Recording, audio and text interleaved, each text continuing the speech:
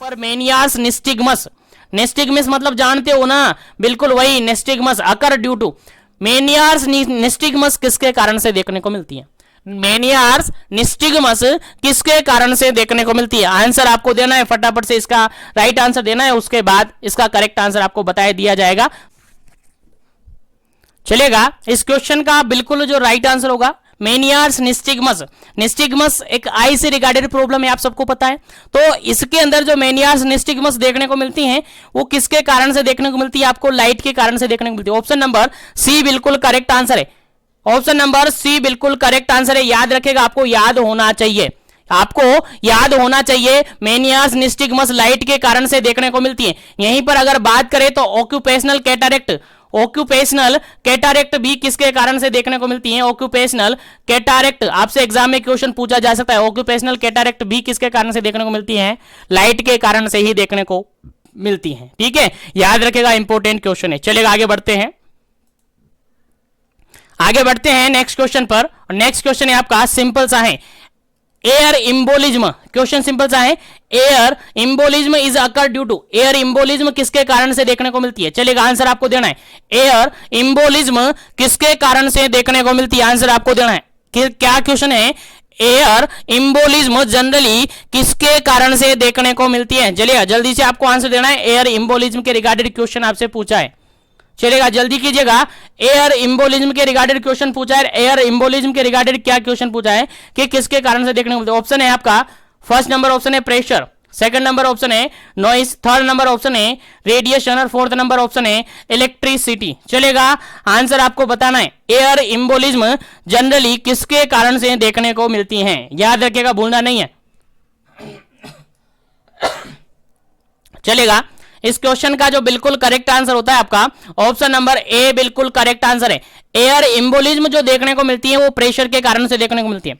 देखिए, occupational disease अपन पढ़ रहे हैं, तो ऑक्यूपेशनल डिजीज के अंदर जितने भी क्वेश्चंस हमारे एग्जाम में पूछे जाएंगे वो सारे अपन यहां पर डिस्कस कर लेंगे। सॉरी, जितने भी क्वेश्चन हमारे एग्जाम में पूछे जाएंगे वो सारे अपन यहां पर कवर करेंगे, इसलिए कंटिन्यूअसली बने रहिएगा। और ज्यादा डिटेल्स इनके बारे में डिस्कस नहीं करेंगे क्योंकि ज्यादा डिटेल्स हमारे सिलेबस में है भी नहीं और ज्यादा डिटेल्स डिस्कस करने का हमारे पास टाइमिंग है भी नहीं। चलेगा, एयर इम्बोलिज्म जनरली प्रेशर के कारण से देखने को मिलता है। किसके कारण से? प्रेशर के कारण से देखने को मिलता है। यहीं पर अगर बात करें तो इसके कारण से केशन डिजीज भी देखने को मिलती है, CAISSION, केशन डिजीज। अगर एग्जाम में आपसे क्वेश्चन पूछा जाए कि केशन डिजीज किसके कारण से देखने को मिलती है तो आपका आंसर क्या जाएगा? सर, प्रेशर के कारण से देखने को मिलती है। तो एनवायरमेंट के अंदर एक्सेसिव प्रेशर है, उसके कारण से ये देखने को मिलती है। चलेगा, आगे बढ़ते हैं। उम्मीद है यहां तक आपको समझ में आ रहा होगा, तो सेशन को लाइक शेयर करते रहेगा। चलेगा, नेक्स्ट क्वेश्चन की बात करते हैं। नेक्स्ट क्वेश्चन आपके सामने काफी इंपॉर्टेंट है और एग्जाम में काफी बार रिपीट हुआ है, आप कंपेटिटिव एग्जाम में भी देख सकते हैं और आपके बीपीसीसीएचएन के रिगार्डेड भी ये 2 बार आई थिंक रिपीट हुआ है, ठीक है। तो शुगर केन डस्ट होती है, sugar cane dust cause the disease, which disease, कौन सी डिजीज कोज करती है? शुगर केन के कारण से। शुगर केन जानते हो ना, शुगर केन जो डस्ट होती है, शुगर केन वही गन्ना, उसकी डस्ट से किस टाइप की डिजीज देखने को मिलती है? पहला ऑप्शन यहां पर है बेरिलोसिस, सेकंड ऑप्शन है यहां पर सिडनोसिस, थर्ड ऑप्शन यहां पर बाइटोसिस और फोर्थ ऑप्शन है यहां पर बेगासोसिस। चलेगा, जल्दी से आपको आंसर देना है, क्या इसका करेक्ट आंसर है? शुगर केन डस्ट के कारण से कौन सी डिजीज देखने को मिलती है? बेरिलोसिस, सिडनोसिस, बाइटोसिस और बेगासोसिस। चलेगा, इंपॉर्टेंट क्वेश्चन है, प्रीवियसली ईयर के अंदर बीपीसीसीएचएन के अंदर आपके एग्जाम में क्वेश्चन पूछा गया था, हो सकता है आपके एग्जाम में भी एज इट इज क्वेश्चन पूछा जा सके, इसलिए याद रखेगा इंपॉर्टेंट क्वेश्चन है। 79 नंबर का क्वेश्चन का जो बिल्कुल करेक्ट आंसर है that is option number D, बिल्कुल करेक्ट आंसर है। ऑप्शन नंबर डी बिल्कुल करेक्ट आंसर है, बेगासोसिस बिल्कुल करेक्ट आंसर है। शुगर केन डस्ट के कारण से बेगासोसिस देखने को मिलता है। क्या देखने को मिलता है? बेगासोसिस देखने को मिलता है। और जनरली अगर बात करें जो शुगर केन फैक्ट्रीज होती है, जो पेपर कार्डबोर्ड वाली फैक्ट्रीज होती है, वहां पर वहां के पेशेंट या वहां के काम करने वाले जो लोग हैं उनके अंदर बेगासोसिस ज्यादा जनरली देखने को मिलता है। याद रखेगा, इंपॉर्टेंट क्वेश्चन है। चलेगा, आगे बढ़ते हैं नेक्स्ट क्वेश्चन पर, आगे बढ़ते हैं नेक्स्ट क्वेश्चन पर। नेक्स्ट क्वेश्चन है आपका 80 नंबर क्वेश्चन। नेक्स्ट क्वेश्चन है 80 नंबर क्वेश्चन। 80 नंबर क्वेश्चन कहता है occupational disease farmer lungs is caused bye, देखिए ऑक्यूपेशन के अंदर अगर फॉर्मल लंग्स डिजीज की बात की जाए, फॉर्मल लंग्स, फॉर्मर मतलब जान दो वही फार्मर वाली यार, farmer lungs disease is caused bye, किसके कारण से देखने को मिलती है, फॉर्मर लंग्स डिजीज है किसके कारण से देखने को मिलती है, आंसर आपको देना पहला ऑप्शन यहां पर कोयल डस्ट के कारण से, सेकंड ऑप्शन है यहां पर सिलिकोसिस के कारण से, थर्ड ऑप्शन है यहां पर हे ग्रेन डस्ट के कारण से, और फोर्थ नंबर ऑप्शन है यहां पर एस्बेस्टोसिस के कारण से। चलिएगा आंसर आपको देना है, क्या इसका करेक्ट आंसर होगा।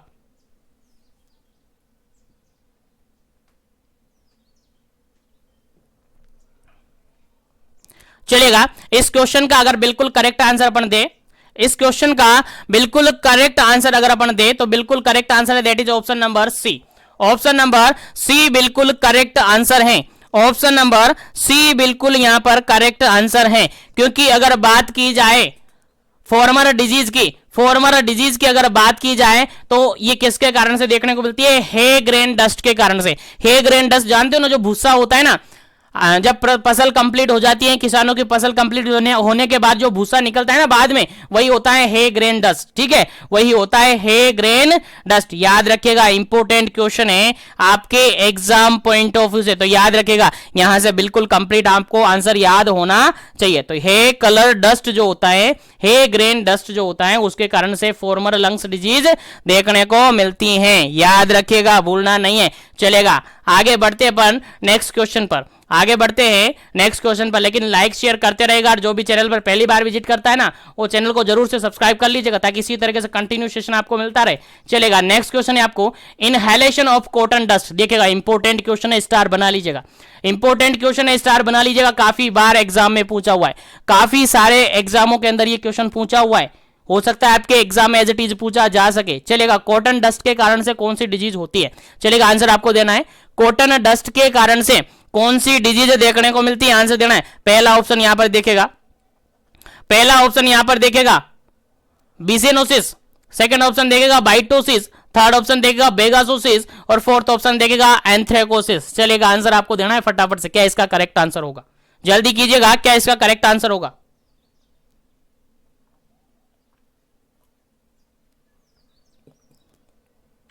क्या पूछा है, कॉटन डस्ट के कारण से, और कॉटन डस्ट के कारण से कौन सी डिजीज होती है ये आपसे पूछी है डायरेक्टली, बिल्कुल करेक्ट आंसर होगा इस क्वेश्चन का ऑप्शन नंबर फर्स्ट बिल्कुल करेक्ट आंसर होगा, बिसिनोसिस बिल्कुल करेक्ट आंसर हुआ। कॉटन डस्ट के कारण से बिसिनोसिस देखने को मिलता है, क्या देखने को मिलता है जी, बिसिनोसिस देखने को मिलता है कॉटन डस्ट के कारण से, कॉटन डस्ट के कारण से बिसिनोसिस देखने को मिलता है। और यहां से क्वेश्चन ये भी पूछा जा सकता है कि ऑर्गेनिक डस्ट के कारण से, ऑर्गेनिक डस्ट के कारण से, ऑर्गेनिक डस्ट के कारण से कौन सी डिजीज देखने को मिलती है, तब भी आंसर क्या जाएगा आपका, बिसिनोसिस ही जाएगा। इंपॉर्टेंट क्वेश्चन है, दोनों तरीके से क्वेश्चन पूछा जा सकता है, कॉटन डस्ट की जगह ऑर्गेनिक डस्ट भी आपसे पूछा जा सकता है। तो ऑर्गेनिक डस्ट हो या फिर कॉटन डस्ट हो, दोनों की वजह से ही आपका बिसिनोसिस देखने को मिलता है। और जनरली ये जो टेक्सटाइल इंडस्ट्रीज होती है, टेक्सटाइल इंडस्ट्रीज, उनके अंदर देखने को मिलता है, याद रखेगा इंपॉर्टेंट क्वेश्चन है। चलेगा आगे बढ़ते हैं नेक्स्ट क्वेश्चन पर, आगे बढ़ते हैं नेक्स्ट क्वेश्चन पर। चलेगा नेक्स्ट क्वेश्चन की बात करते हैं, 82 नंबर क्वेश्चन है, 82 नंबर क्वेश्चन है। 82 नंबर क्वेश्चन कहता है lead poisoning is also known as, lead poisoning जो होती है उसको किस नाम से जाना जाता है, लेड पॉइजनिंग जानते हो ना, लेड पॉइजनिंग, हाँ बिल्कुल, लेड पॉइजनिंग को किस नाम से जाना जाता है, अदर नेम पूछा है आपको लेड पॉइजनिंग का। चलेगा आंसर आपको पता होना चाहिए, याद होना चाहिए, जिसको याद नहीं है वो अब याद रखेगा, इंपॉर्टेंट क्वेश्चन है, आपके एग्जाम में पूछा जा सकता है, 3 स्टार बना लीजिएगा। चलेगा lead poisoning first number option है प्लम्बिंग के कारण से, या सॉरी प्लम्बिंग, सेकंड ऑप्शन है यहां पर टोबेकोसिस, थर्ड ऑप्शन है यहां पर प्लम्बिज्म, फोर्थ ऑप्शन है यहां पर नन ऑफ दी अबव। चलेगा क्वेश्चन यहां पर यह पूछा है lead poisoning is also known as, lead poisoning को और किस नाम से जाना जाता है, ऑप्शन के अकॉर्डिंग आंसर देना है। पहला ऑप्शन था यहां पर प्लम्बिंग, सेकंड ऑप्शन था यहां पर टोबेकोसिस, थर्ड ऑप्शन था यहां पर प्लम्बिज्म, फोर्थ ऑप्शन था यहां पर नन ऑफ दी अबव। चलेगा जल्दी से आपको आंसर देना था, क्या इसका करेक्ट आंसर होगा। चलिए 82 नंबर का जो क्वेश्चन है उसका जो बिल्कुल करेक्ट आंसर है that is option number C, option number C बिल्कुल करेक्ट आंसर है। प्लम्बिज्म जो होता है उसको लेड पॉइजनिंग के नाम से जाना जाता है। प्लम्बिज्म जो होता है उसको लेड पॉइजनिंग के नाम से जाना जाता है और इसके कारण से ब्लड के अंदर लेड का ज्यादा अमाउंट बढ़ता जाता है। कितना अमाउंट बढ़ता जाता है वो अपन नेक्स्ट क्वेश्चन के अंदर डिस्कस करते हैं। उम्मीद है ये आपको याद रहेगा क्योंकि इंपॉर्टेंट क्वेश्चन है, आपके एग्जाम में पूछा जा सकता है, नोट कर लीजिएगा, इंपॉर्टेंट है। चलेगा आगे बढ़ जाते हैं नेक्स्ट क्वेश्चन पर। नेक्स्ट क्वेश्चन 83 नंबर क्वेश्चन कहता है, क्या कहता है देखिए समझते हैं। कहता है dangerous level of blood lead poisoning. चलिए क्वेश्चन पूछा है ब्लड के अंदर जो लेड पॉइजनिंग हुई है उसका डेंजरस लेवल कौन सा होगा। डेंजरस लेवल आपसे पूछा है, चलेगा आंसर बताइएगा क्या इसका करेक्ट आंसर है। अगर नॉर्मल लेवल की बात करें ना, ब्लड के अंदर अगर नॉर्मल ब्लड लेड की अगर अपन बात करें, ब्लड लेड की बात करें, ब्लड के अंदर लेड पॉइजनिंग जो होती है, अगर नॉर्मल लेवल की बात करें, किस लेवल की, नॉर्मल लेवल की अगर अपन बात करें तो इसकी नॉर्मल लेवल समथिंग होती है 25 से लेकर 40 माइक्रोग्राम पर 10 ml, ये नॉर्मल लेवल होती है। लेकिन आपसे पूछा क्या है डेंजरस लेवल, तो डेंजरस लेवल बताइएगा, ऑप्शन के अकॉर्डिंग आंसर में दिया हूं। चलेगा ऑप्शन फर्स्ट है यहां पर, ऑप्शन फर्स्ट है यहां पर 65 माइक्रोग्राम पर 100 ml। सेकेंड ऑप्शन है 770 कितना 770 माइक्रोग्राम पर 100 ml। नेक्स्ट ऑप्शन है 708 माइक्रोग्राम पर 100 ml। फोर्थ ऑप्शन है 350 माइक्रोग्राम 100 ml। चलेगा आंसर आपको देना है, क्या 650 माइक्रोग्राम पर 100 लीटर में इसका डेंजरस लेवल होता है, क्या 770 माइक्रोग्राम होता है, क्या 708 ग्राम होता है, क्या 350 माइक्रोग्राम होता है। चलिएगा आंसर आपको देना है, ऑप्शन के अकॉर्डिंग आंसर देना है। डेंजरस लेवल ब्लड पॉइजनिंग का, ब्लड लेड पॉइजनिंग की अगर बात की जाए तो उसका डेंजरस लेवल कौन सा होता है। चलेगा फटाफट से आंसर दे दीजिएगा, फिर उसका करेक्ट आंसर आपको बताया जाएगा। जल्दी कीजिएगा, क्या इसका करेक्ट आंसर होगा।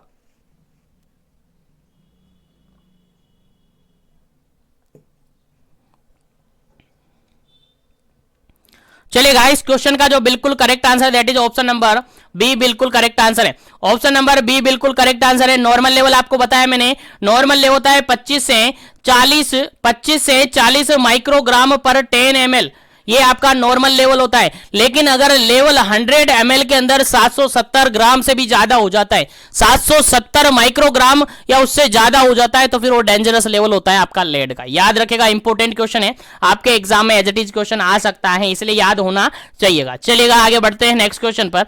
नेक्स्ट क्वेश्चन आपसे पूछा है, काफी इंपॉर्टेंट है। नेक्स्ट क्वेश्चन पूछा है कोयल डस्ट कोज विच डिजीज। जो कोयल डस्ट होती हैं उसके कारण से किस टाइप की डिजीज देखने को मिल सकती है। पहला ऑप्शन है यहां पर एंथ्रेक्स, सेकंड ऑप्शन है यहां पर डस्ट डिजीज, थर्ड ऑप्शन है यहां पर न्यूमोकोनियोसिस या बेगासोसिस, और फोर्थ ऑप्शन है यहां पर ब्रूसोलोसिस। चलेगा आंसर आपको देना है, क्या इसका करेक्ट आंसर होगा। कोयल डस्ट क्या कोज करता है, कोयल डस्ट की बात की जा रही है, किसकी बात की जा रही है, कोयल डस्ट की बात की जा रही है। और कोयल डस्ट क्या कोज करता है, आंसर आपको देना है, फटाफट से आंसर दीजिएगा, क्या इसका करेक्ट आंसर होगा। कोयल डस्ट क्या कोज करता है। चलेगा इस क्वेश्चन का जो बिल्कुल करेक्ट आंसर है that is option number first, anthracosis करता है। एंथ्रेक्स या एंथ्रेकोसिस कोज करता है कोयल डस्ट, जो कि जनरली कोयल जो माइन होती है, कोयल माइन जो होती है, कोयल इंडस्ट्री, कोयल फैक्ट्री जो होती है उनके अंदर देखने को मिलता है। याद रखेगा, इंपोर्टेंट क्वेश्चन है। कोयल डस्ट एंथ्रेकोसिस कोज करती है, क्या करती है जी, एंथ्रेकोसिस कोज करती है। चलिएगा आगे बढ़ जाते हैं नेक्स्ट क्वेश्चन पर। चलिएगा आगे बढ़ जाते हैं नेक्स्ट क्वेश्चन पर। नेक्स्ट क्वेश्चन के बारे में डिस्कस करते हैं, that is 85 number question. 85 number question क्या कहता है, देखें समझते हैं। Following what are the occupational disease are agriculture farmer, agriculture worker. देखिएगा यहां पर सिंपल सा ये क्वेश्चन ये पूछा है कि following what are the occupational disease of the agriculture worker, यानी जो एग्रीकल्चर के जो लोग हैं वहां पर कौन सी फॉलोइंग ऑक्यूपेशनल डिजीज देखने को मिलती है। फॉलोइंग ऑप्शन से आपको आंसर ढूंढना है कि एग्रीकल्चर जानते हो ना, एग्रीकल्चर वही किसान, खेती करने वाले, वहां पर ऑक्यूपेशनल से रिगार्डेड कौन सी डिजीज कंडीशन देखने को मिलती है। ऑप्शन के अकॉर्डिंग आंसर देना। पहला ऑप्शन यहां पर एंथ्रेक्स, सेकंड ऑप्शन है यहां पर लेप्टोस्पाइरोसिस, और सी ऑप्शन है यहां पर टिटनस, और डी ऑप्शन है यहां पर ऑल दी अबव। चलेगा, आंसर आपको बताना है क्या इसका करेक्ट आंसर होगा। एग्रीकल्चर वर्कर के अंदर कौन सी ऑक्यूपेशनल डिजीज देखने को मिलती है? क्या एंथ्रेक्स देखने को मिलती है, क्या लेप्टोस्पाइरोसिस देखने को मिलती है, क्या टिटनस देखने को मिलती है, या फिर सभी देखने को मिलती है? जल्दी से आपको आंसर कमेंट करना है, फिर आगे बढ़ेंगे नेक्स्ट क्वेश्चन पर। चलेगा, जल्दी कीजिएगा, क्या इसका करेक्ट आंसर होगा। Occupational disease of agriculture worker, that is बिल्कुल करेक्ट आंसर है option number D. Option number D बिल्कुल करेक्ट आंसर है। यहां पर सभी देखने को मिलती है। यहां पर अगर बात करें तो सभी देखने को मिलती है। एंथ्रेक्स यहां पर देखने को मिलती है, लेप्टोस्पाइरोसिस यहां पर देखने को मिलती है, टिटनस यहां पर देखने को मिलती है। इसलिए आपका फोर्थ ऑप्शन बिल्कुल करेक्ट है इस क्वेश्चन का। चलेगा, आगे बढ़ते हैं। उम्मीद है यहां तक आपको सब कुछ याद हो गया होगा, सब कुछ समझ में आ रहा होगा, तो सेशन को लाइक शेयर करते रहिएगा। चलेगा, नेक्स्ट क्वेश्चन की बात करते हैं। 86 नंबर क्वेश्चन है। 86 नंबर क्वेश्चन कहता है zoonotic disease are common among the agriculture worker when the come and contact with। देखिएगा, क्वेश्चन यहां पर सिंपल सा ये है कि जूनोटिक जो डिजीज है commonly among in agriculture, agriculture के जो लोग हैं, एग्रीकल्चर की बात करें, अगर किसानों की बात करें, अगर वहां पर गांव की बात करें, तो वहां पर जनरली जूनोटिक डिजीज देखने को मिलती हैं। ठीक है, लेकिन वो कैसे मिलती है? द वेन द कम, वो कब आती है, और कॉन्टेक्ट विद, किससे कॉन्टेक्ट होने पर वो हो सकती है। क्वेश्चन समझ में आ रहा है ना? क्वेश्चन सिंपल सा ये है कि एग्रीकल्चर जो ऑक्यूपेशन है वहां पर जूनोटिक डिजीज मोस्टली देखने को मिलती हैं, लेकिन किसके कॉन्टेक्ट होने से देखने को मिलती है। ऑप्शन समझ गए? क्वेश्चन समझ गए? ऑप्शन देखिएगा। पहला ऑप्शन यहां पर ह्यूमन के कारण से, सेकंड ऑप्शन है यहां पर बैक्टीरिया के कारण से, थर्ड ऑप्शन है यहां पर एनिमल के कारण से, और फोर्थ ऑप्शन है यहां पर वायरस के कारण से। चलेगा, आंसर आपको देना है क्या इसका करेक्ट आंसर होगा। जूनोटिक डिजीज का कारण क्या होता है, क्वेश्चन ये है आपका, और कुछ नहीं है। चलेगा, इस क्वेश्चन का बिल्कुल राइट आंसर हो जाता है option number C. Option number C हो जाता है। देखिएगा, अगर जूनोटिक डिजीज की बात की जा रही है ना, जूनोटिक डिजीज की बात की जा रही है ना, तो डायरेक्टली आपको एनिमल से काम चलेगा। किससे बात होगी? एनिमल से। जितने भी एनिमल्स होते हैं उनके कारण से उनके कारण से जो डिजीज कंडीशन होती है वो कैसी डिजीज होती है? जूनोटिक डिजीज मानी जाती है। जूनोटिक डिजीज मानी जाती है। लाइक डॉग बाइट, आपने सुना है ना, डॉग बाइट के कारण से क्या होता है सर? रेबीज होता है। क्या होता है सर? रेबीज होता है। तो रेबीज भी क्या है? एक जूनोटिक डिजीज है। रेबीज भी क्या है? एक जूनोटिक डिजीज है। याद रखिएगा, जहां पर जूनोटिक डिजीज की बात आ जाती है वहां पर डायरेक्टली आपको आंसर कहां जाएगा सर? एनिमल पर जाएगा। कहां जाएगा? एनिमल पर। और एनिमल पर ही जाना चाहिए, क्योंकि नंबर चाहिए तो एनिमल भी आपको याद रखना है। चलेगा, आगे बढ़ जाते हैं नेक्स्ट क्वेश्चन पर। आगे बढ़ जाते हैं नेक्स्ट क्वेश्चन पर, और नेक्स्ट क्वेश्चन यहां पर है the temperature of work palace should be maintain. देखिएगा, जो वर्क पैलेस होता है वहां का टेम्परेचर कितना होना चाहिए? टेम्परेचर पूछा है यहां पर। वर्क पैलेस, जो भी वर्क पैलेस होता है जहां पर भी काम करते हैं लोग, वहां का जो टेम्परेचर है वो कितना होना चाहिए? अप्रोप्रिएट आंसर आपको देना है, कितना टेम्परेचर होना चाहिए वहां का। चलेगा, ऑप्शन के अकॉर्डिंग आंसर देना है। पहला ऑप्शन यहां पर 15 टू 20 डिग्री सेंटीग्रेड या सेल्सियस, सेकंड ऑप्शन है 25 to 27 degree Celsius, third option है 28 टू 38 डिग्री सेंटीग्रेड, और फोर्थ ऑप्शन है 20 टू 24 डिग्री सेंटीग्रेड। चलेगा, आंसर आपको देना है फटाफट से, क्या इसका करेक्ट आंसर होगा। जो वर्क पैलेस है वहां का टेम्परेचर कितना होना चाहिए, किस रेंज में टेम्परेचर होना चाहिए, आपको याद होना चाहिए। चलेगा, जल्दी से आपको आंसर दे देना है फटाफट से, जल्दी कीजिएगा, क्या इसका करेक्ट आंसर होगा। वर्क पैलेस का जो टेम्परेचर है कितना होना चाहिए।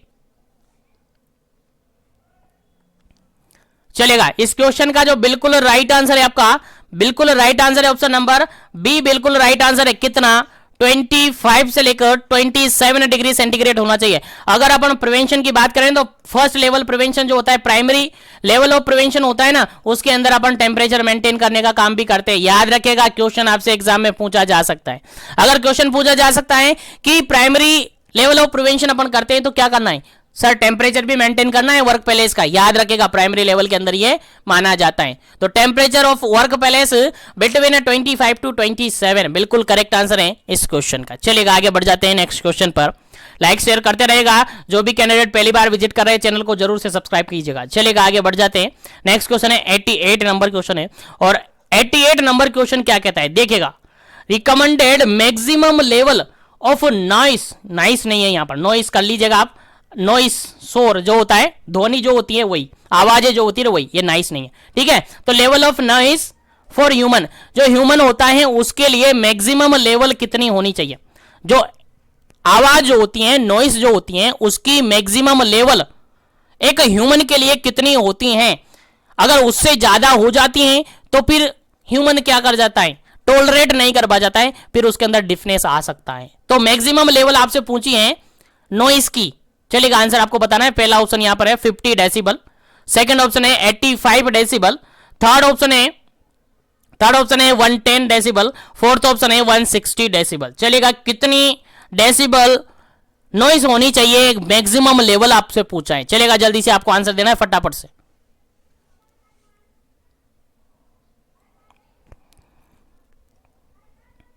चलेगा इस क्वेश्चन का जो बिल्कुल राइट आंसर है that is option number B, बिल्कुल राइट आंसर है।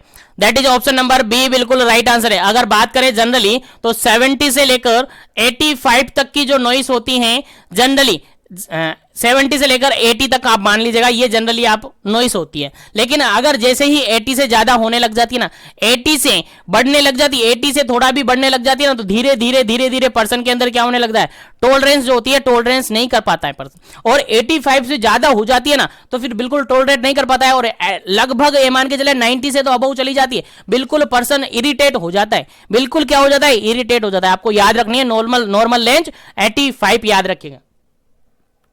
कितना डेसिबल याद रखेगा, 85 याद रखेगा। और नॉर्मल रेंज की अगर बात करें तो 70 से लेकर 85 आप याद रख लीजिएगा।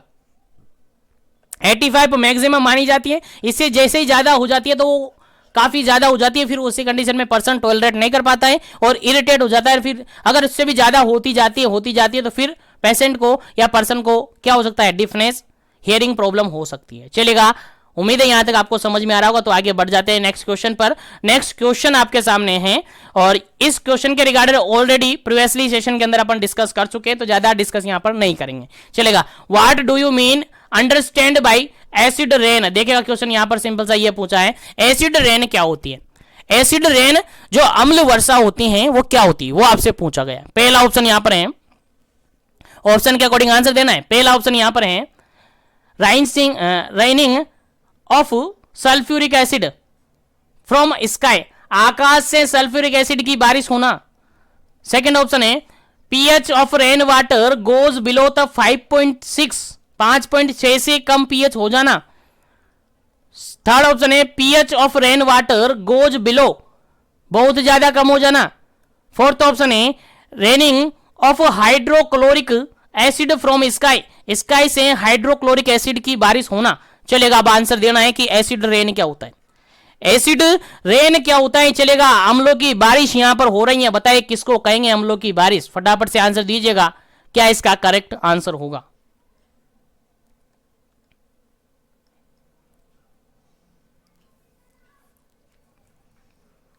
चलेगा, इस क्वेश्चन का जो बिल्कुल करेक्ट आंसर होता है आपका ऑप्शन नंबर फर्स्ट बिल्कुल करेक्ट आंसर होता है। ऑप्शन नंबर फर्स्ट बिल्कुल करेक्ट आंसर होता है। सल्फ्यूरिक एसिड की अगर बारिश होती है तो उसको कहते हैं अपन एसिड रेन। आपको सभी ऑप्शन यहां पर सही लग रहे होंगे। देखो, आपको ये ऑप्शन भी यहां पर सही लग रहा होगा कि पीएच काफी कम हो गया, और नॉर्मल 5.6 से 5.6 से कम हो जाता है तो उसको एसिड रेन कह सकते हैं। लेकिन बिल्कुल सूटेबल आंसर आपका क्या रहेगा, सल्फ्यूरिक एसिड। एसिड यानी कि जो बारिश हो रही है उसके अंदर अगर सल्फ्यूरिक एसिड आ रहा है तो अपन क्या कहेंगे कि एसिड रेन हो रहा है। क्या हो रहा है, एसिड रेन कहेंगे। आप कहेंगे सर हाइड्रोक्लोरिक तो बिल्कुल कंसंट्रेटेड एसिड होता है, इसको हमने एसिड रेन में क्यों कन्वर्ट नहीं किया, एसिड रेन क्यों नहीं माना। सर नहीं होता है, बिल्कुल आपको याद नहीं रखना है, या आपको याद नहीं रखना है कि ये नहीं होता है, बिल्कुल आप भूल जाएगा, ये नहीं होता है, बिल्कुल नहीं होता है। ठीक है, एसिड रेन में सल्फ्यूरिक एसिड होता है, नाइट्रिक एसिड होता है, 2 एसिड होते हैं जनरली। याद होना चाहिए आपको कितने एसिड, सल्फ्यूरिक एसिड होता है और नाइट्रिक एसिड होता है। पूरा साइकिल करके मैंने आपको समझाया हुआ है ऑलरेडी पहले ही, इसलिए आपको याद होना चाहिए। जो आपका आई थिंक फर्स्ट पेपर था, फर्स्ट पेपर के अंदर एक 5th यूनिट है आई थिंक, डेमोग्राफी से रिगार्डेड यूनिट है, सॉरी एनवायरमेंट से रिगार्डेड थर्ड यूनिट है आपकी, उसके अंदर पूरा साइकिल मैंने समझा रखा है कि एसिड रेन कैसे होती है। यानी एसिड रेन में ऐसा एक नॉर्मली फॉर्मली यहाँ पे आपको समझाने की कोशिश करूँ तो फटाफट से समझा रहा हूँ। देखिए यहाँ पर मान के चलेगा ये फैक्ट्रीज की चिमनियां हैं, यहाँ पर मान के चलेगा कोई एक तरीके से पौंड है, पौंड मतलब तालाब वगैरह है, नदियां वगैरह है, ये ले ठीक है, यहाँ पर है, यहाँ पर आपके घर हैं और घरों के अंदर चूल्हा जलता है, चूल्हा जलता है, क्या जलता है, चूल्हा जलता है मतलब लकड़ियां जलती हैं, ठीक है, और यहां पर ये आपका रोड है, यहां पर गाड़ियां चलती है। तो देखिएगा सिंपल सा समझाने की कोशिश कर रहा हूं, बिल्कुल समझ में आना चाहिए। चलेगा, यहां पर चूल्हा जलता है, धुआं जाता है, धुआं जाता है, ठीक है, यहां पर गाड़ियां चलती है, यहां से भी धुआं निकलता है, फैक्ट्रियां चलती है, यहां से भी धुआं निकलता है, यहां पर पानी है और पानी से ड्रॉप ड्रॉप करके क्या होता है, वेपराइज होता है, वेपर फॉर्म में क्या जाता है, ड्रॉप ड्रॉप करके जाता है। एनवायरमेंट के अंदर हवा चलती है तो जो डस्ट पार्टिकल है यानी डस्ट के कुछ पार्ट भी यहां पर से जाते हैं, सारे कहां जाते हैं, ऊपर जाते हैं एनवायरमेंट के अंदर, कहां जाते हैं, ऊपर जाते हैं एनवायरमेंट के अंदर। बेसिकली आप समझने की कोशिश कीजिएगा, यहां से क्या जा रहा है सर, वाटर जा रहा है, H2O जा रहा है, यहां से क्या जा रहा है सर,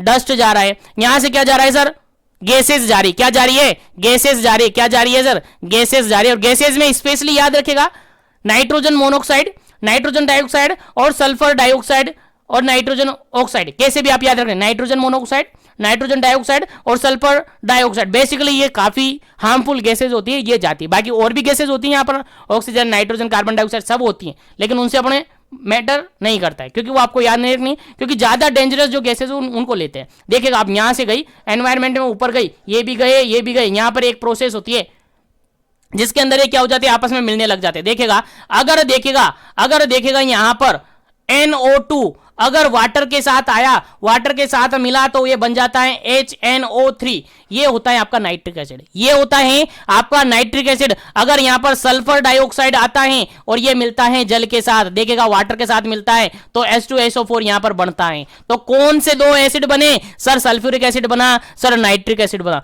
दोनों एसिड बना और यहां पर जाकर ये सारे आगे जाकर क्या बन जाते हैं, क्लाउड का निर्माण कर लेते हैं, क्लाउड फॉर्मेशन, बादल यहां पर बन जाते हैं, क्या बन जाते हैं, बादल यहां पर बन जाते हैं। और एनवायरनमेंट के अंदर जैसे जैसे टेम्परेचर चेंजेस होता है, टेम्परेचर चेंज होता है तो बारिश आती है, और बारिश के अंदर क्या क्या मिले हैं, बारिश के अंदर सर सल्फ्यूरिक एसिड मिला है सर, नाइट्रिक एसिड मिला है। अगर बारिश के पानी के अंदर सल्फ्यूरिक एसिड, नाइट्रिक एसिड है तो हम कहेंगे सर एसिड रेन हो रखी है। और कोई सा भी एसिड नहीं होगा, केवल सल्फ्यूरिक एसिड होगा, नाइट्रिक एसिड होगा। अगर ऐसा है तो हम कहेंगे कि सर एसिड रेन हो रखा है।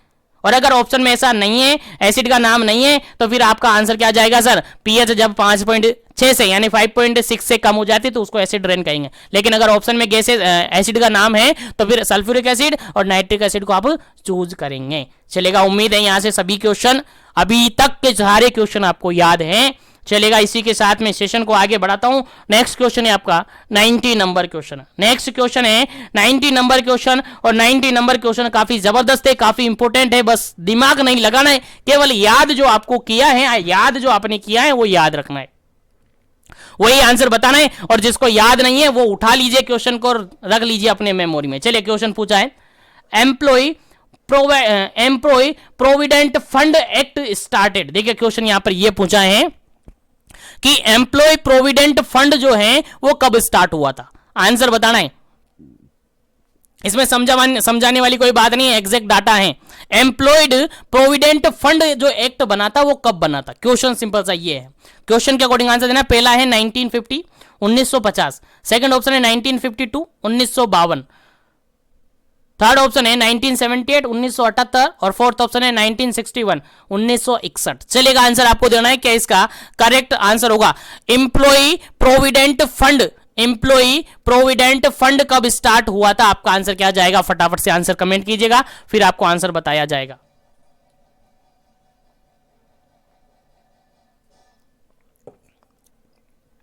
चलेगा, इस क्वेश्चन का जो बिल्कुल राइट आंसर है that is option number B, बिल्कुल राइट आंसर है। ऑप्शन नंबर बी बिल्कुल राइट आंसर है।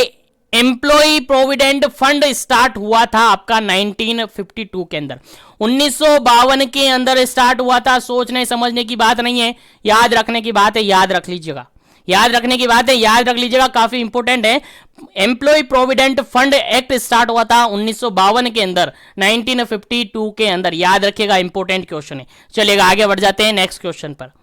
नेक्स्ट क्वेश्चन पूछा है फिर से नेक्स्ट क्वेश्चन है और ये भी आपको याद रखना है, एग्जैक्ट डाटा याद रखना है। 91 नंबर क्वेश्चन है, कह रहा है employee state insurance act started. Employee state assurance जो इंश्योरेंस होता है वो एक्ट कब स्टार्ट हुआ था? एम्प्लॉय स्टेट इंश्योरेंस एक्ट कब स्टार्ट हुआ था? क्वेश्चन समझ में आ गया? चलेगा, आंसर दीजिएगा। पहला ऑप्शन है यहां पर 1950, सेकंड ऑप्शन है 1952, थर्ड ऑप्शन है 1923 और फोर्थ ऑप्शन है 1961। चलेगा, आपको आंसर देना है, क्या इसका करेक्ट आंसर होगा?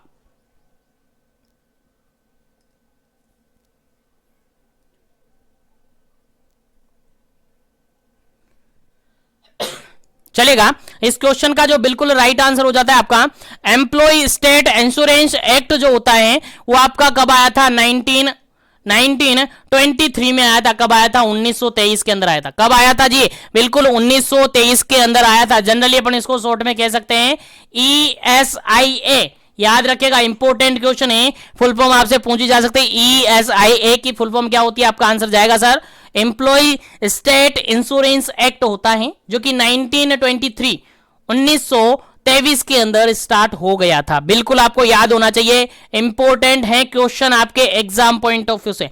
चलिएगा, आगे बढ़ते हैं नेक्स्ट क्वेश्चन पर। नेक्स्ट क्वेश्चन आपसे पूछा गया है, काफी इंपॉर्टेंट है, देखिएगा काफी इंपॉर्टेंट है। क्वेश्चन पूछ रहा है आपसे computer professional disease are except. देखिएगा, कंप्यूटर प्रोफेशनल की अगर बात करें, प्रोफेशन की बात करें, जहां पर कंप्यूटर में टप टप करते रहते हैं लोग, उनको कौन सी बीमारी होती है? क्वेश्चन का आंसर आपको देना है, कौन सी बीमारी होती है, यहां पर एक्सेप्ट करके निकालनी, यानी कौन सी नहीं होती है। यानी 3 बीमारियां हैं जो कि कंप्यूटर प्रोफेशनल वाले लोगों को होती है, लेकिन एक बीमारी है जो कि नहीं होती है। चलिएगा, आंसर आपको बताना है। पहला ऑप्शन है यहां पर इनसोमनिया, यहां पर देखिएगा। सेकेंड ऑप्शन है यहां पर सर्वाइकल स्पॉन्डिलाइटिस। थर्ड ऑप्शन है यहां पर बैक एग और फोर्थ ऑप्शन यहां पर एंथ्रेक्स। चलेगा, आंसर आपको देना है, क्या इसका करेक्ट आंसर है? जो कंप्यूटर प्रोफेशनल के लोग होते हैं उनको जनरली कौन सी डिजीज देखने को नहीं मिलती है? क्वेश्चन ये था, आंसर आपको देना है, फटाफट से आंसर दीजिएगा, क्या इसका करेक्ट आंसर होगा?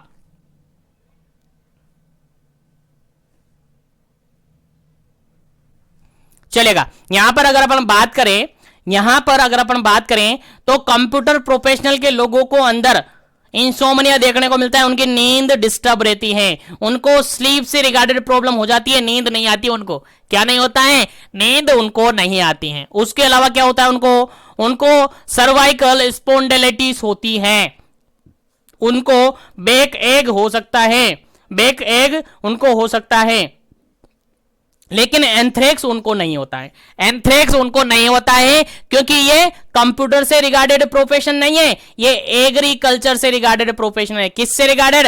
एग्रीकल्चर से रिगार्डेड प्रोफेशन है। याद रखेगा, एंथ्रेक्स कहां से रिगार्डेड है? एग्रीकल्चर वर्कर के अंदर जनरली देखी जाती हैं। याद रखेगा, इंपॉर्टेंट है। तो यहां पर कंप्यूटर प्रोफेशनल की बात करें तो इंसोमनिया होगा, सर्वाइकल स्पॉन्डिलाइटिस होगा, उसके अलावा बैक एग होगा। उसके अलावा अगर अपन कहे तो कार्पल टनल सिंड्रोम भी यहां पर देखने को मिल सकता है। क्या? Carpal tunnel syndrome. याद रखिएगा, कार्पल टनल सिंड्रोम यहां पर देखने को मिल सकता है। यह भी क्या हो सकता है? कंप्यूटर प्रोफेशनल लोगों के अंदर देखा जा सकता है। याद रखिएगा, इंपॉर्टेंट क्वेश्चन है आपके एग्जाम पॉइंट ऑफ व्यू से। चलेगा, आगे बढ़ जाते हैं नेक्स्ट क्वेश्चन पर। उम्मीद है समझ में आ रहा होगा, तो सेशन को लाइक शेयर करते रहेगा। और चैनल पर जो भी पहली बार विजिट कर रहे हैं, चैनल को जरूर से सब्सक्राइब कर लीजिएगा ताकि इसी तरीके से कंटिन्यू सेशन आपको मिलता रहे। चलेगा, नेक्स्ट क्वेश्चन है आपका इंडियन फैक्ट्री एक्ट है वो कब आया? क्वेश्चन सिंपल सा पूछा है, इंडियन फैक्ट्री एक्ट कब आया था? बताइए, फटाफट से आंसर आपको देना है।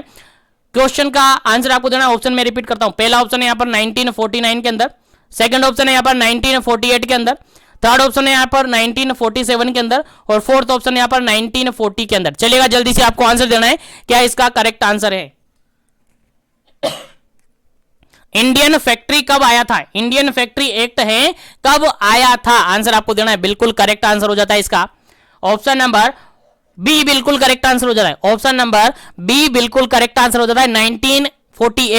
1948 के अंदर आया था आपका इंडियन फैक्ट्री एक्ट। याद रखिएगा, इंपॉर्टेंट क्वेश्चन है आपके एग्जाम पॉइंट ऑफ व्यू से। चलेगा, आगे बढ़ते हैं नेक्स्ट क्वेश्चन पर। नेक्स्ट क्वेश्चन है आपका 94 नंबर क्वेश्चन है यहां पर, कह रहा है क्वेश्चन क्या कह रहा है देखिएगा, द टर्सरी प्रिवेंशन या प्रिकॉशन इन ऑक्यूपेशनल हजार्ड। देखिएगा क्वेश्चन यहां पर ये है, क्वेश्चन यहां पर ये है टर्सरी प्रिकॉशन, टर्सरी प्रिकॉशन या प्रिवेंशन कह सकते हैं इन ऑक्यूपेशनल हजार्ड। अगर ऑक्यूपेशनल हजार्ड है तो वहां पर टर्सरी प्रिवेंशन या टर्सरी प्रिकॉशन क्या होंगे, ऑप्शन के अकॉर्डिंग आंसर आपको देना है। पहला ऑप्शन यहां पर देखिएगा pre placement examination, second option यहां पर देखिएगा diagnosis laboratory investigation, third option यहां पर देखिएगा disability limitation and rehabilitation, fourth option यहां पर देखिएगा ऑल ऑफ दी अबव। चलिएगा आंसर आपको बताना है, टर्सरी प्रिकॉशन प्रिवेंशन कर लीजिएगा,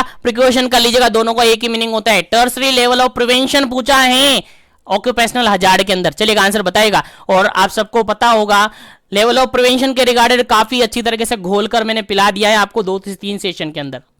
वो सेशन आपने नहीं देखे हो तो फटाफट से जाइए जीवन एजुकेशन के प्लेलिस्ट में, वहां पर ढूंढ लीजिएगा उनको, आपको सीएचओ कोर्सेज करके जो आपकी प्लेलिस्ट बनी हुई है वहां पर मिल जाएगा, बिल्कुल घोल कर पिला दिया। अगर आपने देख लिया ना, बिल्कुल 100% 2 क्वेश्चन आपके एग्जाम में आएंगे ही आएंगे, 2 क्वेश्चन आपके एग्जाम में आएंगे ही आएंगे, और आपके गलत नहीं होने चाहिए, क्योंकि बिल्कुल घोल मुलो के बिल्कुल निचोड़ के मैंने आपको पिला दिया, इससे बाहर कोई क्वेश्चन नहीं जाएगा। चलेगा, इस क्वेश्चन का जो बिल्कुल करेक्ट आंसर होगा वो आपका क्या होगा, ऑप्शन नंबर सी बिल्कुल करेक्ट आंसर होगा, ऑप्शन नंबर सी बिल्कुल करेक्ट आंसर होगा। क्योंकि अगर बात करें थर्ड लेवल की, प्राइमरी लेवल, सेकेंडरी लेवल और टर्सरी लेवल की बात करें तो प्राइमरी लेवल यानी प्रिवेंशन करते हैं, प्राइमरी लेवल का प्रिवेंशन होता है तो वहां पर क्या करते हैं, हेल्थ एजुकेशन देते हैं, स्पेसिफिक प्रोटेक्शन करते हैं। सेकेंडरी की बात की जाए तो डायग्नोस्टिक और ट्रीटमेंट करते हैं, लेकिन टर्सरी की बात की जाए तो डिसेबिलिटी लिमिटेशन करते हैं और रिहैबिलिटेशन करते हैं। याद रखिएगा, इंपॉर्टेंट है, आपके एग्जाम में क्वेश्चन 100% पूछा जाएगा लेवल ऑफ प्रिवेंशन से। चलेगा, आगे बढ़ जाते हैं नेक्स्ट क्वेश्चन पर। नेक्स्ट क्वेश्चन है आपका 95 नंबर क्वेश्चन। नेक्स्ट है आपका 95 नंबर क्वेश्चन, और 95 नंबर क्वेश्चन कहता है क्या है देखिएगा, समझते हैं। Most common cancer due to occupational disease या ऑक्यूपेशनल हजार्ड। चलेगा, आंसर आपको बताना है, मोस्ट कॉमनली कैंसर कौन सा देखने को मिलता है ऑक्यूपेशन के अकॉर्डिंग आपको आंसर बताना है। कैसे भी उल्टा सीधा आंसर नहीं बताना है, ऑक्यूपेशन की बात की जा रही है, ऑक्यूपेशनल हजार्ड के कारण से अगर कैंसर हुआ है तो कॉमनली किस टाइप का कैंसर देखने को मिलता है। यहां पर अलग अलग ग्रुप बताए हैं, ग्रुप के अकॉर्डिंग आंसर देना है। पहला ऑप्शन यहां पर स्टमक, ब्रेस्ट, सर्वाइकल और कोलन। सेकेंड ऑप्शन यहां पर skin, lungs, blood forming organ and bladder. Third option यहां पर kidney, liver, skin, oral cancer. Fourth option है यहां पर oral, extremities, bone marrow cancer. चलिएगा, आंसर आपको बताना है क्या इसका करेक्ट आंसर होगा।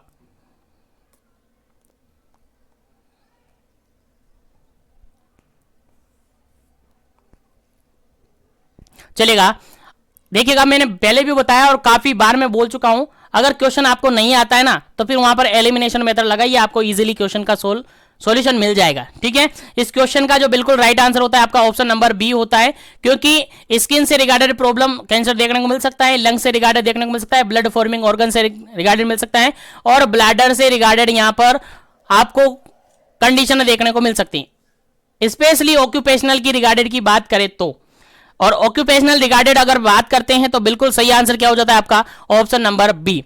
और आप एलिमिनेशन मेथड याद रखिएगा, अगर क्वेश्चन नहीं आता है तो एलिमिनेशन मेथड से आप इजीली क्वेश्चन को सोल्व कर पा सकते हैं। चलेगा, नेक्स्ट क्वेश्चन की बात करते हैं। नेक्स्ट क्वेश्चन आपके सामने है 96 नंबर क्वेश्चन है। 96 नंबर क्वेश्चन क्या कहता है देखिएगा, इंपॉर्टेंट क्वेश्चन है। क्वेश्चन ये कह रहा है occupational disease to the agriculture worker are except. चलेगा, क्वेश्चन यहां पर यह पूछा है कि ऑक्यूपेशन के अकॉर्डिंग अगर अपन बात करें एग्रीकल्चर वर्कर के अंदर, तो एग्रीकल्चर वर्कर के अंदर कौन सी डिजीज देखने को नहीं मिलती हैं। यानी यहां पर 3 डिजीज हैं जो कि एग्रीकल्चर वर्कर के अंदर देखने को मिलती हैं, लेकिन एक ऐसी डिजीज छुपी हुई है जो कि एग्रीकल्चर वर्कर के अंदर देखने को नहीं मिलती है। चलेगा, कौन सी नहीं मिलती है आंसर आपको देना है फटाफट से, क्या इसका करेक्ट आंसर होगा, फिर आगे बढ़ते हैं नेक्स्ट क्वेश्चन पर।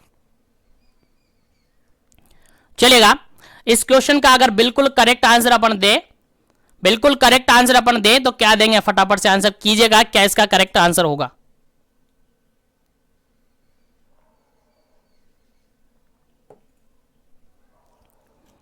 चलेगा। इस क्वेश्चन का जो बिल्कुल करेक्ट आंसर है, बिल्कुल करेक्ट आंसर है that is option number D, बिल्कुल करेक्ट आंसर है। क्योंकि अगर एग्रीकल्चर की बात की जाए, क्योंकि मैंने पहले ही बता दिया, एंथ्रेक्स देखने को मिल सकता है, टिटनस देखने को मिल सकता है, लेप्टोस्पाइरोसिस यहां पर देखने को मिल सकता है। लेकिन जो वेरिकोस वेन है यानी डीपीटी जो होती है, डीप वेन थ्रोम्बोसिस है, जनरली एग्रीकल्चर पर्सन के अंदर देखने को कम मिलती है। क्योंकि ये जो सेडेंट्री लाइफ वगैरह होती है, सेडेंट्री लाइफ वाले पर्सन होते हैं, उनके अंदर ज्यादा देखने को मिलती है, जो कि ज्यादा कुर्सी पे बैठे रहते हैं, जो कि ज्यादा देर तक खड़े रहते हैं, उनमें ज्यादातर देखने को मिलते हैं। लेकिन एग्रीकल्चर के अंदर ये देखने को नहीं मिलती है। बेसिकली एग्रीकल्चर के अंदर एंथ्रेक्स देखने को मिलती है, टिटनस देखने को मिलती है और लेप्टोस्पाइरोसिस देखने को मिलती हैं। चलिएगा आगे बढ़ते हैं नेक्स्ट क्वेश्चन पर। उम्मीद है यहां तक सब कुछ आपको समझ में आ रहा होगा। चलिएगा नेक्स्ट क्वेश्चन आपके सामने काफी इंपॉर्टेंट है, आपको आना चाहिए। क्वेश्चन कहता है cadmium poisoning is caused due to, जो कैडमियम है उसकी पॉइजनिंग हुई है, किसके कारण से होती है कैडमियम की पॉइजनिंग? चलिएगा आंसर आपको देना है, फटाफट से आंसर देना है। कैडमियम की पॉइजनिंग किसके कारण से देखने को मिलती है? पहला ऑप्शन यहां पर है इनऑर्गेनिक डस्ट के कारण से, सेकंड ऑप्शन यहां पर है ऑर्गेनिक डस्ट के कारण से, थर्ड ऑप्शन यहां पर है एसिड के कारण से, फोर्थ ऑप्शन यहां पर है मेटल कंपाउंड के कारण से। चलेगा जल्दी से आपको आंसर बताना है क्या इसका करेक्ट आंसर है। क्वेश्चन सिंपल सा ये कहा जा रहा है कि कैडमियम पॉइजनिंग किसके कारण से देखने को मिलती है। चलेगा आंसर दीजिएगा फटाफट से, क्या इसका करेक्ट आंसर होगा?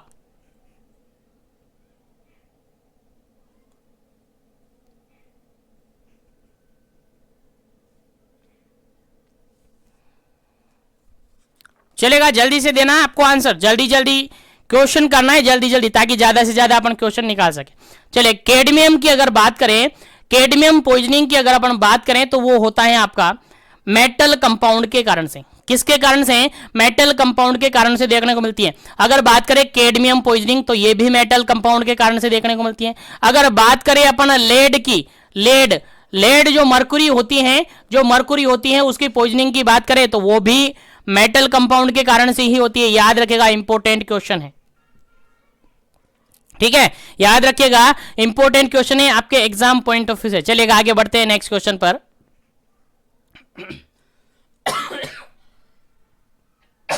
सॉरी, चलेगा नेक्स्ट क्वेश्चन है आपका बाइटोसिस इज कोज्ड बाय, सॉरी, बाइटोसिस प्रीवियसली जो आपके बीपीसीसीएचएन का एग्जाम हो चुका है उसके अंदर ही एज इट इज एक क्वेश्चन पूछा हुआ है। बाइटोसिस जो है जनरली किस कारण से होता है? 98 नंबर क्वेश्चन है, बाइटोसिस इज कोज्ड बाय, बाइटोसिस किसके कारण से होता है? क्वेश्चन सिंपल सा है और काफी इंपॉर्टेंट है, आपके एग्जाम में प्रीवियसली पूछा हुआ है, आपके इस एग्जाम के अंदर भी पूछा जा सकता है। चलेगा, कोयल डस्ट के कारण से होता है, या फिर आयरन के कारण से होता है, या फिर बेरियम के कारण से होता है, या फिर कॉटन डस्ट के कारण से होता है। चलेगा जल्दी से आपको आंसर बताना है, कोयल डस्ट के कारण से होता है, आयरन के कारण से होता है, बेरियम के कारण से होता है, या फिर कॉटन डस्ट के कारण से होता है। चलेगा जल्दी से आपको आंसर देना है, बाइटोसिस किसके कारण से होता है? फटाफट से आंसर देना है ताकि फटाफट से आगे बढ़े नेक्स्ट क्वेश्चन पर। चलेगा जल्दी से अपन क्वेश्चन का आंसर देख लेते हैं, जल्दी जल्दी आंसर देना है क्योंकि क्वेश्चन अभी बाकी है। चलेगा, इस क्वेश्चन का जो बिल्कुल राइट आंसर होता है that is option number C, option number C बिल्कुल राइट आंसर है। अगर बात करें बाइटोसिस की तो बाइटोसिस बेरियम के कारण से होता है, बाइटोसिस जो कि बेरियम के कारण से होता है, बेरियम के कारण से बाइटोसिस होता है। जनरली कहां पर देखने को मिलता है? जो फोटोग्राफी वगैरह, प्रिंटिंग वगैरह का काम होता है, जो बेरियम डायग्नोस्टिक टेस्ट वगैरह होते हैं, जो वर्कर होते हैं, ऑक्यूपेशनल वर्कर होते हैं, वहां पर ज्यादा देखने को मिलता है। तो बेरियम डायग्नोसिस की अगर बात करें, बेरियम की बात करें तो बेरियम के कारण से आपका बाइटोसिस देखने को मिलता है। जनरली जहां भी डायग्नोस्टिक टेस्ट करवाए जाते हैं बेरियम से रिगार्डेड, या प्रिंटिंग करवाई जाती है, जेरोक्स वगैरह करवाई जाती है, या फिर फोटोग्राफी वगैरह करवाई जाती है, वहां पर जनरली वहां के जो वर्कर होते हैं उनमें जनरली बाइटोसिस कंडीशन देखने को मिलती है, ज्यादातर मोस्टली देखने को मिलती है। याद रखेगा इंपॉर्टेंट क्वेश्चन है। चलेगा आगे बढ़ते हैं नेक्स्ट क्वेश्चन पर, और नेक्स्ट क्वेश्चन है आपका minimum age act started in. चलेगा इंपॉर्टेंट क्वेश्चन एक बार फिर से, मिनिमम एज एक्ट स्टार्ट हुआ था, कब स्टार्ट हुआ था? 1999 नंबर क्वेश्चन यहां पर है, कब स्टार्ट होता? Minimum age act started in, minimum age act है जो कि कब स्टार्ट हुआ था? आपका आंसर क्या रहेगा इस क्वेश्चन का? जल्दी से आपको आंसर देना है, क्या इसका राइट आंसर होगा? ऑप्शन है 1948 के अंदर, ऑप्शन सेकंड है 1950 के अंदर, ऑप्शन थर्ड है 1935 के अंदर, ऑप्शन डी है 1962 के अंदर। क्वेश्चन सिंपल सा आ गया ना समझ में। क्वेश्चन ये कह रहा है मिनिमम एज एक्ट कब स्टार्ट हुआ था, मिनिमम एज एक्ट कब स्टार्ट हुआ था। तो मिनिमम एज एक्ट जो स्टार्ट हुआ था आपका वो है option number first. Option number first बिल्कुल राइट आंसर है, 1948 के अंदर हुआ था। कब हुआ था जी? 1948 के अंदर हुआ था। याद रखिएगा जो इंडियन फैक्ट्री एक्ट होता है वो भी 1948 के अंदर हुआ था और मिनिमम एज एक्ट है वो भी 1948 के अंदर हुआ था। दोनों आपको याद रखना है, एक ही सन याद रखना है, ठीक है, याद होना चाहिए। चलिएगा आगे बढ़ते हैं नेक्स्ट क्वेश्चन पर। आगे बढ़ते हैं नेक्स्ट क्वेश्चन पर। नेक्स्ट क्वेश्चन आपके सामने काफी इंपॉर्टेंट है, 100 नंबर क्वेश्चन है। और 100 नंबर क्वेश्चन क्या कहता है देखिएगा, समझते हैं। 100 नंबर क्वेश्चन कहता है what is the occupational health. Occupational health के बारे में आप क्या जानते हैं? ऑक्यूपेशनल हेल्थ के रिगार्डेड आप क्या समझते हैं, क्या जानते हैं ऑक्यूपेशनल हेल्थ से रिगार्डेड? चलिएगा आंसर आपको देना। पहला ऑप्शन यहां पर है prevention of environmental problem, environmental problem का प्रिवेंशन करना। सेकंड ऑप्शन है prevention of domestic problem, domestic problem को क्या करना है, दूर करना है, ठीक है, उनसे उनका प्रिवेंशन रखना है। उसके अलावा प्रिवेंशन ऑफ पॉपुलेशन। और फोर्थ ऑप्शन है यहां पर ए एंड बी। चलेगा आंसर आपको बताना है क्या इसका करेक्ट आंसर होगा। फटाफट से आंसर देना है क्या इसका करेक्ट आंसर होगा, जल्दी कीजिएगा क्या इसका करेक्ट आंसर होगा। उम्मीद है यहां तक सभी क्वेश्चन आपको समझ में आ गए होंगे। तो इस क्वेश्चन का आंसर आप लोगों को देना है, मैं कमेंट सेक्शन में देखूंगा। इस सेशन को मैं यहीं पर फिनिश करूंगा क्योंकि टाइमिंग आई थिंक थोड़ा हो गया है और आज के रिमेनिंग क्वेश्चन बचे हुए, कुछ क्वेश्चन बचे हुए उनको अपन नेक्स्ट सेशन में स्टार्ट करेंगे। उसके बाद अपन नेक्स्ट ब्लॉक भी स्टार्ट कर देंगे। तो उम्मीद है यहां तक सभी क्वेश्चन आपको समझ में आए होंगे। तो इसी सेशन को लाइक और शेयर करें, ज्यादा से ज्यादा लाइक और शेयर करें। और इस 100 नंबर का जो क्वेश्चन है उसका आंसर आपको देना है, फिर अपन नेक्स्ट सेशन के अंदर इसका आंसर बताते हुए नेक्स्ट सेशन को स्टार्ट करेंगे। तो इस क्वेश्चन के साथ ही सारे क्वेश्चन उम्मीद करता हूं सभी आपको समझ में आए होंगे, जितने भी ब्लॉक पीछे के अपने कर लिए हैं।